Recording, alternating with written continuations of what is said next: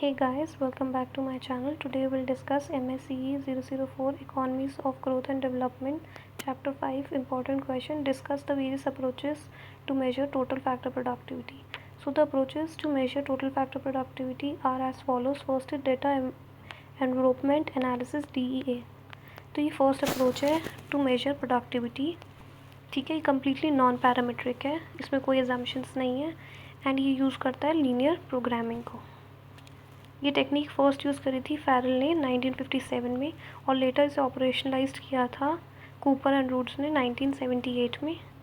ठीक है, ये अप्रोच क्या करती है, कंपेयर करती है क्या, रेशियो किसके, linear combination of output over linear combination of input. मतलब आउटपुट इनपुट रेशियो को कंपेयर करती है लीनियर कॉम्बिनेशंस को. ठीक है, तो compares the ratio of linear combination of output over linear combination of input across observation. इसमें कोई पर्टिकुलर प्रोडक्शन फंक्शन को एज्यूम नहीं किया गया है. ठीक है, ये डिफाइन करती है एक फर्म एफिशिएंट है जब उसका हाईएस्ट आउटपुट इनपुट रेशियो होगा for any combination of output and input. ठीक है, कई कई सिचुएशन में कोई भी फर्म एफिशिएंट नहीं होती है ड्यू टू रेगुलेशन. इसका लेकिन ड्रॉबैक क्या है, इसमें फ्लेक्सिबिलिटी है क्या, वेइंग में कि वेट्स कैसे देते हैं, और ये नॉन स्टोकैस्टिक है. सेकेंड है इंडेक्स नंबर. तो इस अप्रोच में क्या होता है, हमने नंबर ऑफ अजम्पशंस ले रखी है. अजम्पशंस लेने के बाद it is possible to calculate technology coefficient या total factor productivity coefficient A without specifying exact production function. ठीक है, और without specifying production function not forcing uniform across observation. इसमें यूनिफॉर्मिटी भी नहीं अक्रॉस ऑब्जर्वेशन. ठीक है, इसमें दो इंडेक्सेस आते हैं क्या, सोलो इंडेक्सेस, सोलो इंडेक्स जो कि सोलो डेवलप किया था 1957 में. एक ट्रांसलॉग इंडेक्स है जो कि 1976 में डेवलप हुआ था. ठीक है, जो सोलो इंडेक्स है देखो उसमें हमने क्या लिखा है, वाई को हमने डिनोट किया आउटपुट जो कि वैल्यू एडेड है, एल लेबर इनपुट और के कैपिटल इनपुट को डिनोट कर रहा है, अल्फा क्या, income share of capital in value added. तो Solow index of total factor productivity को कैसे लिखेंगे, log of A is equals to log of Y minus 1 minus alpha log of L minus alpha log of K, where alpha क्या है, capital value का share. तो log of Y क्या, growth rate of output, और log of L क्या, growth rate of labour input, log of के क्या है, growth rate of capital input, और लॉग ऑफ ए क्या है, total growth rate of total factor productivity. तो सोलो इंडेक्स जो है वो क्या एज्यूम करता है, elasticity of substitution between labour and capital क्या है, इक्वल टू 1 है. तो ये क्या बोलता है, अगर वेज रेट जाएगा इंक्रीज़ होगा 5% से तो एम्प्लॉयमेंट ऑफ लेबर भी 5% से इंक्रीज़ होगी. ये इंपॉर्टेंट इम्प्लीकेशन है that income share of labour and capital remains constant. तो ये इसकी एग्जाम्पशन है कि elasticity of substitution between labour and capital को सोलो इंडेक्स में उसने 1 एज्यूम किया था.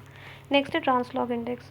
तो जो ट्रांसलॉग इंडेक्स है टोटल फैक्टर प्रोडक्टिविटी, उसने कोई ऐसी रिजिड एजम्पशन नहीं बनाई है about elasticity of substitution between factors of production as compare to Solow, जहाँ पे elasticity substitution between labour and capital उन्होंने 1 एज्यूम किया था. ट्रांसलॉग में ऐसी कोई एजम्पशन नहीं है. ये अलाउ करता है for variable elasticity of substitution. तो ट्रांसलॉग इंडेक्स को कैसे ले रखा है देखो, delta log of total factor productivity with respect to time is equals to delta that is in net change log of Y T minus S L T plus S L T minus 1/2. ठीक है, फिर S L क्या, share of labour है, income का share है, labour का क्या है in period T, plus S L T minus 1 share of labour income का में कितना इन टी माइनस 1 डिवाइड बाई 2. मतलब एक तरीके से इनकम ने एवरेज निकाला into delta log of L T minus S के टी प्लस एस के T minus 1/2 into delta log of के टी. तो वाई जहाँ पे आउटपुट है, एल क्या लेबर, के है कैपिटल, एस एल और एस के क्या share of income of labour and capital respectively, delta log of total factor productivity क्या, रेट ऑफ टेक्नोलॉजिकल चेंज या rate of growth of total factor productivity. Now advantages देखो इस index की. इस index में क्या एडवांटेज देखो, ट्रांसलॉग में एडवांटेजेस ये कि इसने कोई रिजिड एजम्पशन नहीं बनाई है about elasticity of substitution as compare to Solow, जहाँ पे एग्जाम्पशन थी कि elasticity substitution between capital and labour 1 है. ठीक है, इसमें कोई it does not require technology progress to be Hicks neutral. तो उसने कोई ऐसे एजम्पशन नहीं कि टेक्नोलॉजी प्रोग्रेस को हिग्स न्यूट्रल होना चाहिए. इसमें स्पेसिफिकेशन टेक्नोलॉजी फ्लेक्सिबल है, इसमें ईज़ ऑफ कैलकुलेशन है और method can be easily handle कर सकते हैं multiple outputs and large number of inputs को.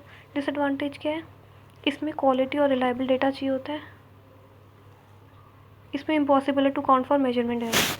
थर्ड मेथड इकोनोमेट्रिक्स मेथड, तो इसमें हम लोग क्या यूज़ करते हैं, हम लोग रिग्रेशन एनालिसिस यूज़ करते हैं टू एस्टिमेट प्रोडक्शन फंक्शन और we get rate of technological progress from estimated production function. तो पहले हम लोग रिग्रेशन एनालिसिस से एस्टिमेट प्रोडक्शन फंक्शन निकालते हैं, फिर हम लोग निकालते हैं टेक्नोलॉजिकल प्रोग्रेस किससे, एस्टिमेटेड प्रोडक्शन फंक्शन से। तो ये थर्ड अप्रोच है जिसमें हम इकोनोमेट्रिक मेथड यूज़ करते हैं in order to measure productivity.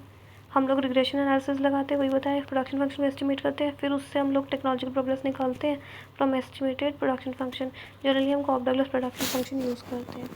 So that was all the approaches to measure total factor productivity. Thank you guys. Do like, share and subscribe my channel, and do comment which next topic you want me to prepare a video for you guys. Do subscribe my channel. Thank you.